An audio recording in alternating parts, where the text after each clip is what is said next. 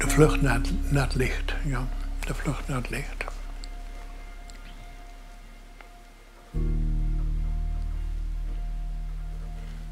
Maar de zin van het leven, ja, dat weet ik. Dat weet ik niet, ja.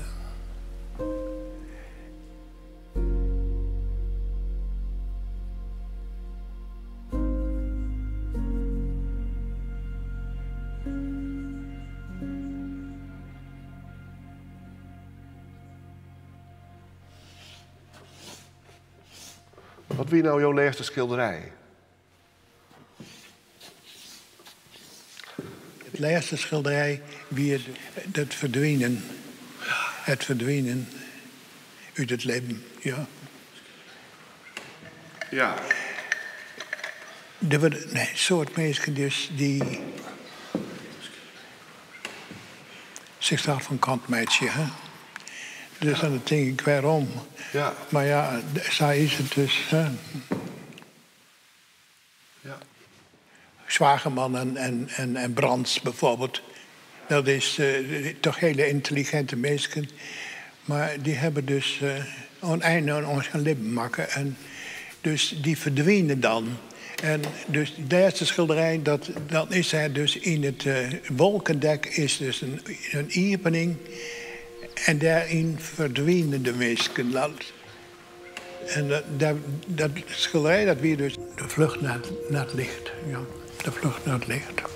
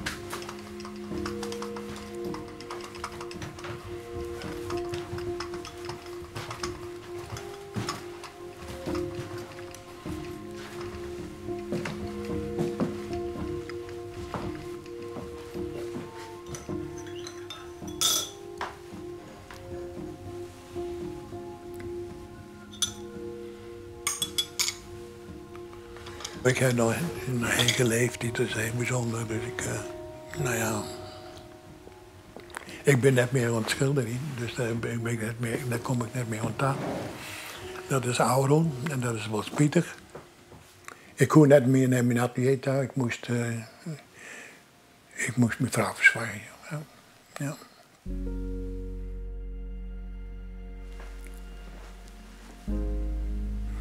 Maar mijn vrouw is dus verstorven.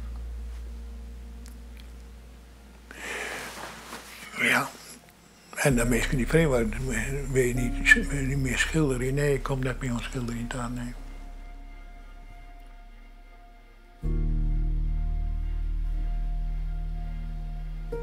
Jensje Popma studeerde in de oorlog aan de kunstacademies van Rotterdam en Amsterdam. Hij kreeg een klassieke opleiding. Maar na de oorlog kwam het modernisme op. Er was geen vraag naar zijn werk en Jensje moest de kost verdienen. De 1%-regeling schreeuwde voor dat 1% van de bouwkosten van een openbaar gebouw aan kunst bestegen worden moest. Popma maakte hem de verschillende technieken zelfs eigen. Daarnaast joeg hij les aan de afdeling Monumentaal van Kunstacademie Minerva in Greens. Gewoon gebouwen binnen afbrutsen en dan ging de kunst ook verlen. Maar genoeg werken binnen nog roen om in Friesland te zien.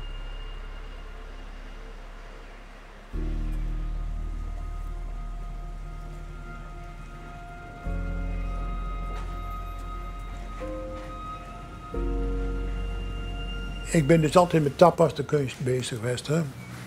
Maar de berichten die je dan lezen. En nou, dat de natuur achteruit gaat. Hè? En toen heb ik dus gedacht, ik moet stappen mee die opdrachten. Ik moet nou dus een rugje op het landschap, hè? Op de natuur.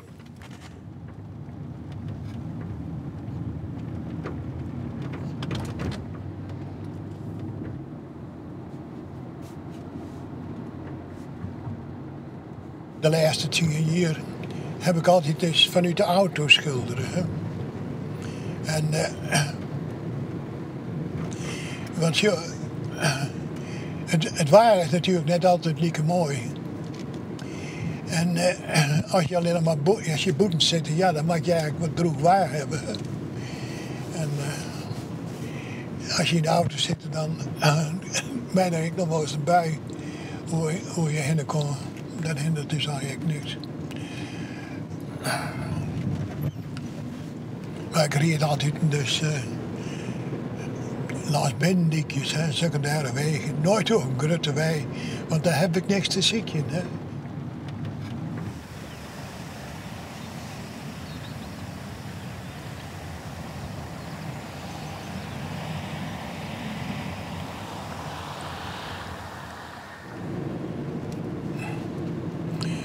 Maar het is wel triest dat je in zo'n heel groot gebied nooit een vogeltje hebt.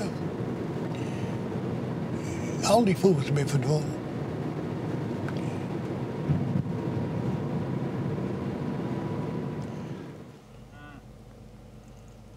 Mooi.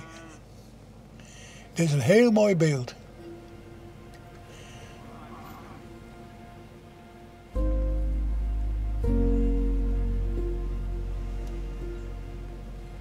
Prachtig, boer. Mooi dat je de kei naar boeten hebt. Wat van jou? Nou, mooi dat je de kei naar boeten te doen hebt. Weet je dat? Dat is mooi, ja. Ja. En dat ze net altijd op taal staan. Hè? Nee. Dat is prachtig, hè. En je zult het meer vaker gebeuren. Dat de boer dus de kei toch gedaan heeft. Het wordt steeds efficiënter met het alle jaar, hè? En dan Ja. komt de kei binnen. Dat Ja, is vaak het, ja, dat is efficiënter natuurlijk, ja.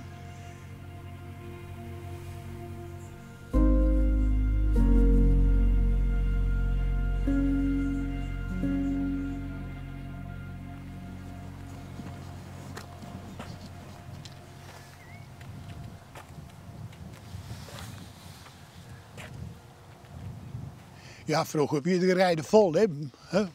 En de sletten weer ik vol hebben.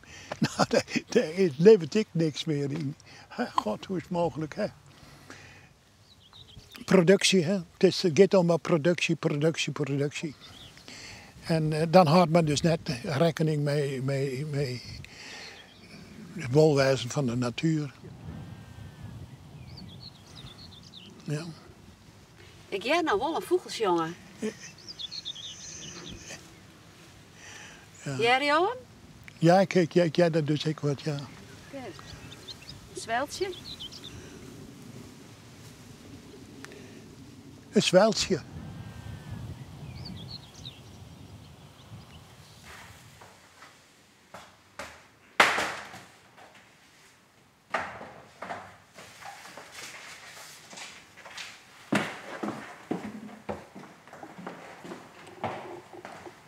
Jensje is wel vertegenwoordigd in veel collecties wel in Nederland. Het is niet al dat Jensje echt een typisch Friese schilder is. Absoluut niet.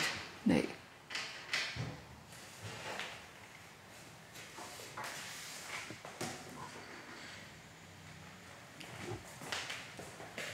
Nou, in één keer recht. Ja, het is prachtig als je het ziet hangen. Ja, het landschap, het geeft rust. Het is mooi verbeeld. Het is niet... hoe moet ik dat zeggen? Niet tutterig. Het is, je voelt de sfeer. Je kan haast zien het klimaat. Wat is het voor weer? Is het heilig? Je hebt wel eens die opmerking, hoe laat is het op het schilderij? Nou, bij Jensje kan je vaak zien, dooit de sneeuw? Is het oude vieze sneeuw? Of je kan vaak zien ook de weersgesteldheid van de dag. Zo geweldig kon hij dat registreren. Ja, die atmosfeer, dat heeft Jensje... De vormen zijn grof of grover... Een beetje expressionistisch, maar de sfeer is dan weer van de impressionisten. En later zei Jensje zelf van, ik ben meer een structurist. Maar wat dat dan weer precies is. Hij is moeilijk onder te brengen in een hokje, maar het is prachtig. Ook heel geweldig dat hij ons altijd erop heeft willen wijzen. Het gaat slecht met het landschap en met het klimaat. En hij dacht, als ik het ga schilderen in het landschap, kan ik zo de politiek bereiken. Maar dat is, denk ik, niet zo. Maar hij heeft mij in elk geval wel aangeraakt dat het landschap zo bijzonder is. En Ik weet nog toen de film van Al Gore kwam. Toen zei ik tegen Jensje, wat zei nou iedereen tegen jou? Do has gelijk. En toen deed Jensje. Ja, dit is dus.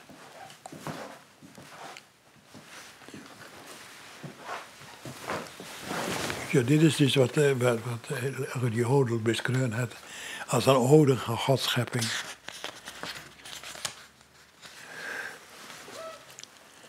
Ja, Koolzaadveld, een ode aan Gods schepping. En toen ik dat lees, toen dacht ik, ja, samen het is, zag hier het wijze matten. Een ode aan Gods schepping. Maar ja, dit is puur productie.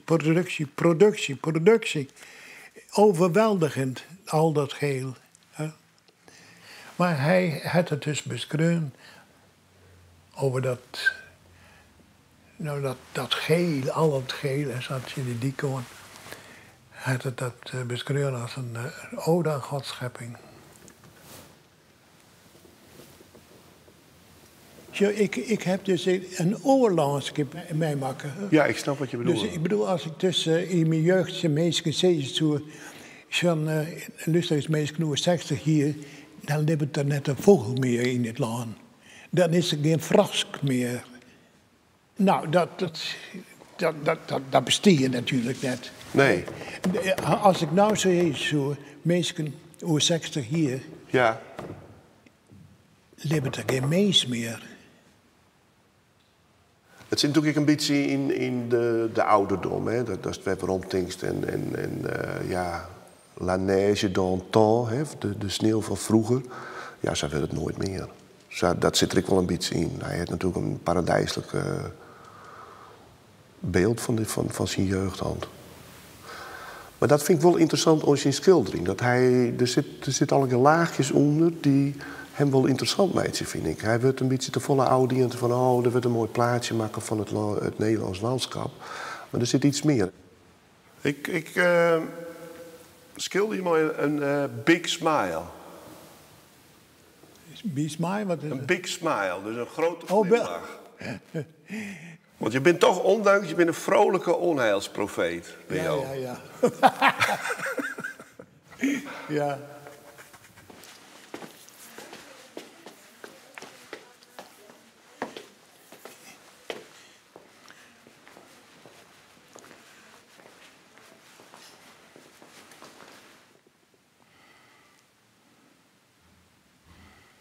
Nou, dat was pittig.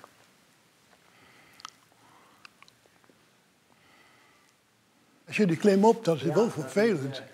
Ja, dat komt net als je rug. Toch die klim op. Nee, dat is jammer. Ik had er eens een keer wat van zijn en toen is het toen wel opgeronden. Regelmatig werd het alleen vanaf sneu de medico dat ik niet meer regelen.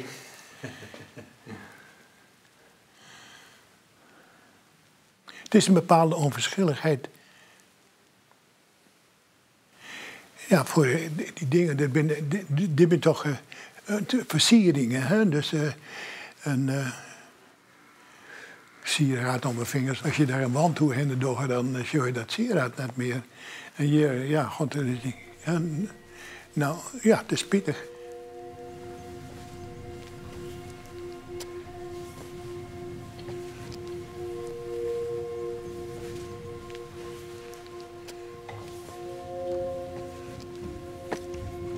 Ja, de zijspiegel die komt omheen. Hè. De zijspiegel komt omheen. En het land zakkert door de gaswinning en zoutwinning. Het wordt gevaarlijk. Hè. Wij wijden achter die dieken en die dieken die worden dus tegen belangrijk. Dus vanuit 2000 heb ik me gericht op die dieken. Hè.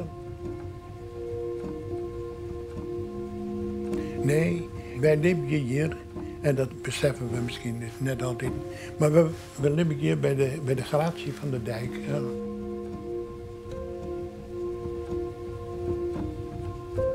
Waar de dimensie van de materie eindigt, openbaart zich de eindeloze dimensie van de geest. Zo, en als je dat beeld dan zag, hier is het einde. Dit is materie, dit is materie. Je gaat dan die dik op. En dan is er de oneindige dimensie van de geest.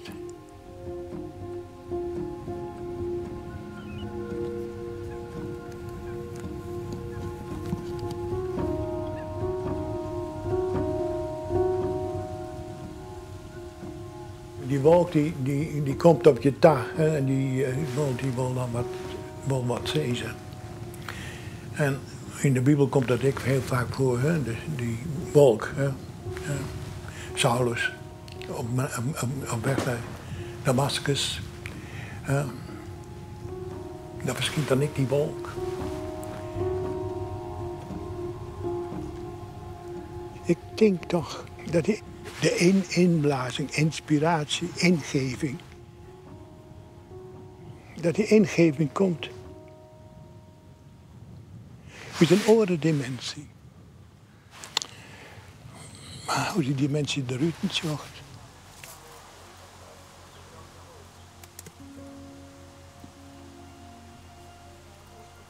We binnen in huis bij Margaretha Postuma en Pieter Torensma.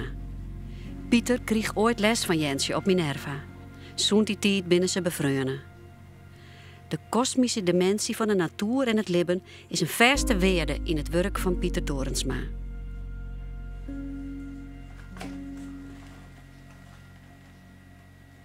Ik vind Jensje een geweldige, goede schilder. Die echt met zijn hart schildert. Het landschap heel goed rekkert. In de quintessens van de sfeer van het landschap. En in feite binnen zijn schilderijen daar toch eigenlijk is het landschap vastlijn, zat het weer. En dat vind ik zijn belangrijkste missie. Ja, het worden industrieterreinen. En Jensje zei ik, straks kan ik alleen nog industrieterreinen schilderen. Dan is het landschap voort.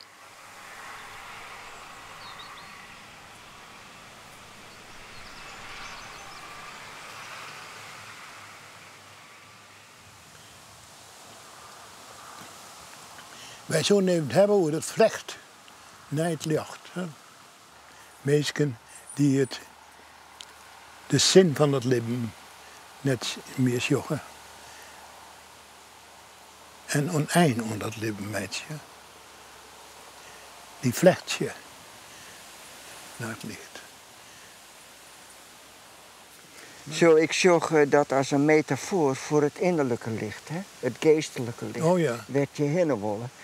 Van binnen best een lichtwezen. Alleen nog het is omvloerst. Met trauma's, met aandoeningen, met ernstige dingen die het mij maken heeft, is dat licht is omvloerst. En dat kunst we waarom vinden als dat er oppelst. Dus die zelfs in de diepte kennen leert. En ik denk dat dat schilderij van die met dat blauw daar een metafoor voor is, voor dat innerlijke geestelijke licht. Elk mens is een lichtdrager. Dat is mijn overtuiging. Ja, mooi. Pieter, geweldig, jongen. Ja. Ja. Wij drinken er even over. Okay. Ja.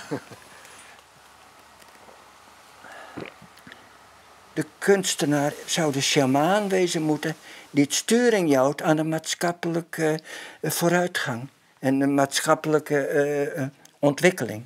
Is Popma dan een soort sjamaan? Nou, hij is heel laat als ik dat zeg zo. Want, maar in feite is het al zo dat hij sturing houdt aan het bewustzijn over het landschap. Zoals de Indianen zeiden, de aarde is onze moeder. Hoe je met haar omgaat, zal op jezelf terugslaan. Dat maakt het hij impliciet duidelijk bij zijn landschappen. En dat willen de meeste mensen nog net zien. En ook de politici willen dat net zien.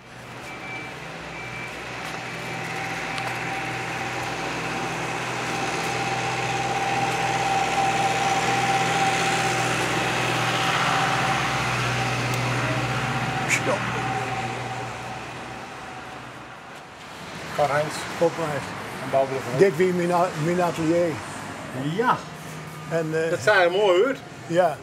En dan bijt je hem dus, dat werd 2 huisjes van, hè? Die meiden zijn nou 2 mooie wijnetjes van. Ja, dus trek je naar 15.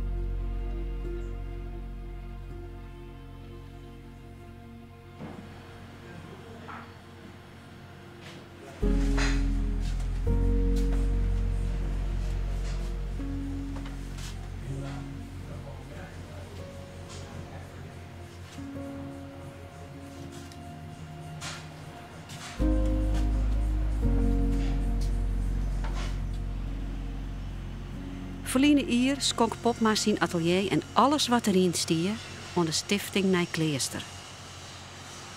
Deze Hiensteblom, die jertiets de zaaier verbeelde op de morren van Mariënburg, de christelijke kweekskwallen, wie de eerste schenking. Het is de bedoeling dat het beeld een pronkstuk wordt in het toekomstige Nijkleester. Aan die tijd broekt Nijkleester de kerken van Jorwert voor haar bijeenkomsten. Dit weekend is er een verkeertentoonstelling van het werk van Popma.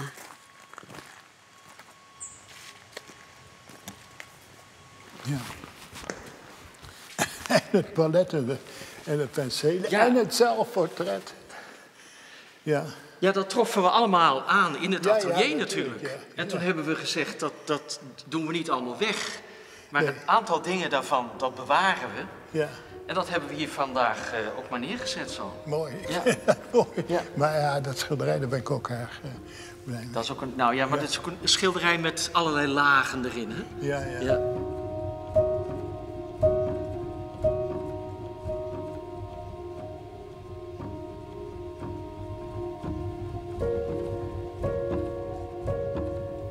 Ik sprak van de week iemand die zei, maar die Popma, wat heeft hij nou met Nijkleester? Hij heeft toch niks met religie? Begrijp ik niet. Die had ergens gelezen of gezien, ja, hij was geen lid van de kerk, dus hij heeft ook niks met religie. Ik ben ook nog gedoopt.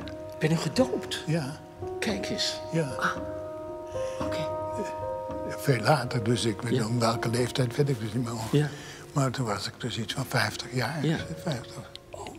Dus heel bewust. Ja, dat is heel bewust gedaan, ja.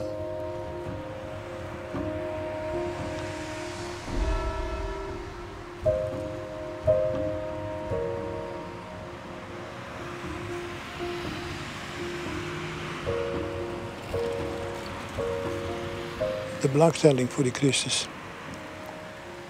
verdwijnt, hè?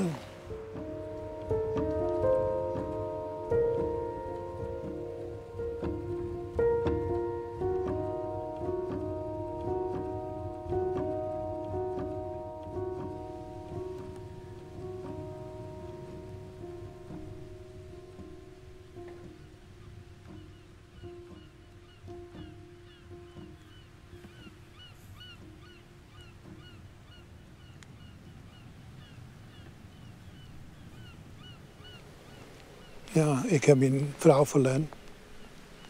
En dat vind ik dan ik. Die hier dus in mijn jarmen douche stoor. Ze is er. En dan niet een deze voort. Waar is ze dan?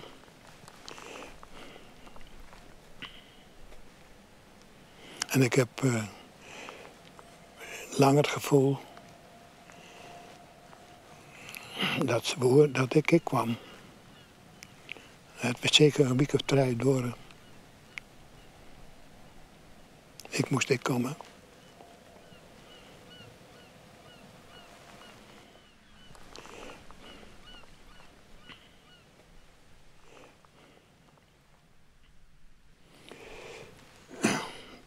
Wie wel moeilijk, ja. Wie wel moeilijk. Ik mis mijn triest. Hè.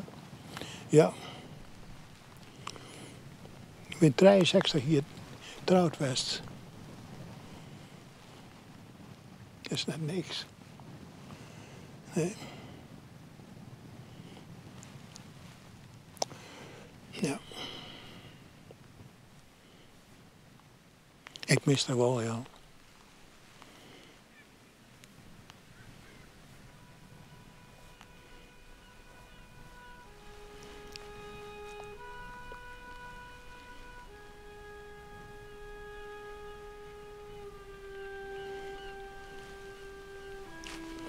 Ja.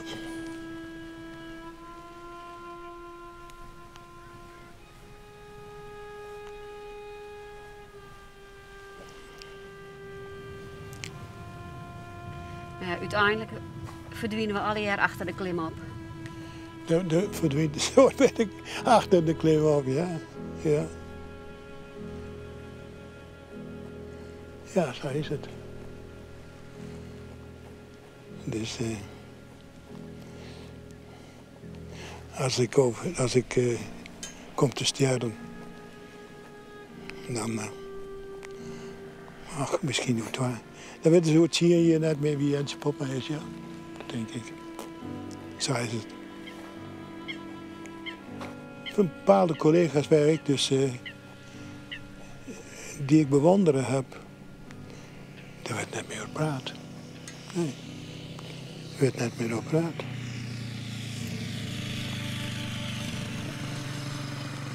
Nee, de belangstelling leidt dan ergens oors, hè. Ja. Ja. Het is hier mooi, hè, Sintjeskind. Ja, is dit een beetje Wien?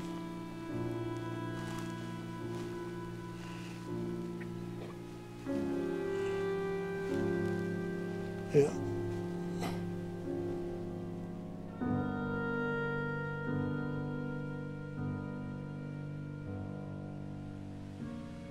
Dan moeten ze hebben dat ik dan dus een overzicht tentoonstelling kreeg in het Fries Museum.